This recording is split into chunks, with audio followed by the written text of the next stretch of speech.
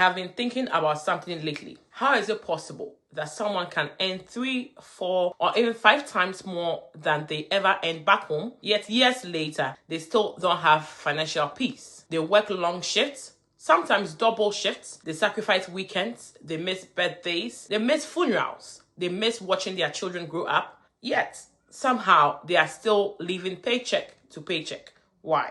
I don't think it's because immigrants are lazy. In fact, I think immigrants are some of the hardest working people you will ever meet. The problem is that many of us fall into what I call the immigrant trap.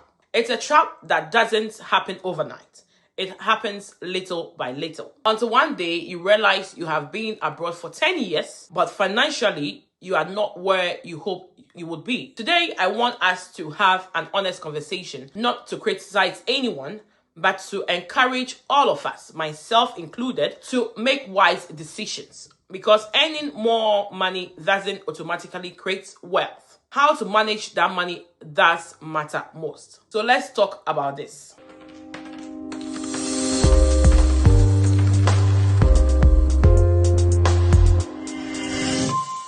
When most people leave home, they live with hope. They dream of changing their family's future.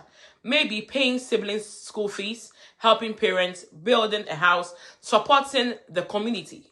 Those are beautiful dreams. In many African cultures or many other cultures, success isn't seen as an individual. When one person succeeds, the whole family celebrates. And often, the whole family depends on that one person. This is both beautiful and heavy. Sometimes you become the family's emergency fund, the school fees, the hospital bill, the funeral contribution, the wedding contribution, the birthday gifts, the monthly allowance. Before you know it, your salary already has 10 owners before it reaches your account. So let's talk about sending money home. I want to be very clear. There is absolutely nothing wrong with helping your family. In fact, many of us are where we are today because someone sacrificed for us. Maybe your mother sold food in the market. Maybe your father worked multiple jobs. Maybe an uncle paid your school fees. Helping family is part of who we are. But here's where wisdom comes in. Helping should never become destroying yourself. Sometimes we send money home because there is a genuine need. Other times, we send money because we feel guilty, or because we don't want people to think we have changed, or because we don't want anyone to say, you traveled abroad and forgot about us. Sometimes we are funding lifestyles instead of solving problems. There is a difference. Helping someone start a business is different from paying their bills forever. Paying school fees is different from funding unnecessary spending. Real love empowers people. It doesn't create dependence. So the lifestyle trap. Then there is another trap. Lifestyle inflation. When your income increases, your spending increases even faster. You upgrade everything. A more expensive car, more designer clothes, a newest phone, luxury holidays, eating out every weekend. There is nothing wrong with enjoying your own money. No, you work hard. You deserve to enjoy life. But we have to ask ourselves, are we buying things because we truly need them or because we are trying to prove we are successful? Social media has become this even worse. People only post the highlights. Nobody posts their debts. Would you post your debts? Nobody posts their overdraft. Nobody posts the loans. Unless you want to tell me that you are definitely going to post that aspect of your life. Comparison is expensive. Trying to impress people who aren't paying your bills is one of the fastest ways to stay financially stuck. Let's talk about the family pressures. This is probably the hardest part. Family expectations. Sometimes they don't understand the reality of life abroad. They see your salary, but they don't see your taxes. They don't see your rent, your mortgage, your childcare cost, your pension, and also your insurance. Not to talk about the fuel, the electricity, the food. Many people think money grows on trees abroad. It doesn't. Sometimes after paying all those bills, there isn't much left for you. Yet the request keeps coming. And saying no can make you feel guilty.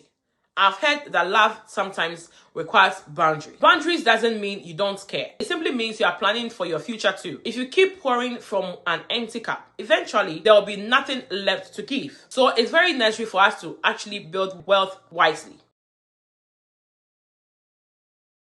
I don't think the answer is to stop helping people. No, I think the answer is balance. Help, but also build. Support, but also save.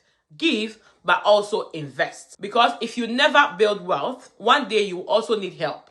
Think long term. Building an emergency fund, investing consistently, prepare for retirement, buy assets instead of owning liabilities. Learn financial literacy, invest yourself, acquire new skills, create additional income streams. And yes, if investing back home is important to you, do it wisely. Don't build a mansion you can't maintain while struggling to pay your rent abroad.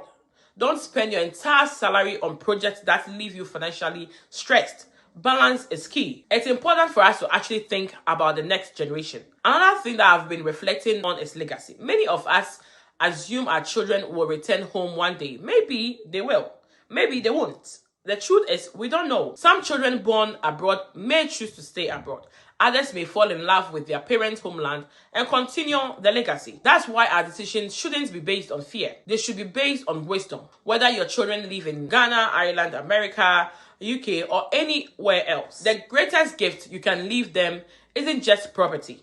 It's options, it's education, it's financial stability, it's values, it's wisdom. So today, I simply want to encourage every immigrant watching this. Don't let guilt control your finances. Don't let comparison control your spending.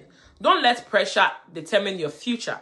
Work hard, enjoy life, help your family. But also remember, you deserve financial security too. There's nothing selfish about planning for your future. In fact, the stronger you become financially, the more people you'll be able to help in the long run. I don't have all the answers. I'm learning to remember that.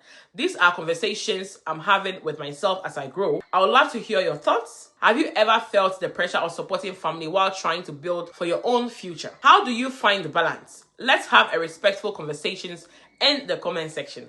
And if this video has encouraged you, don't forget to like, subscribe, and also share with someone who needs to hear this message. Until next time, take care, stay wise, and God bless you. But before you go, if you could give one piece of financial advice to a new immigrant, what would it be? I would love to read your answers below. And I'm looking forward to make a more detailed video about how to actually invest if you're an immigrant. Stay tuned and remember to go nowhere on that next video. Bye.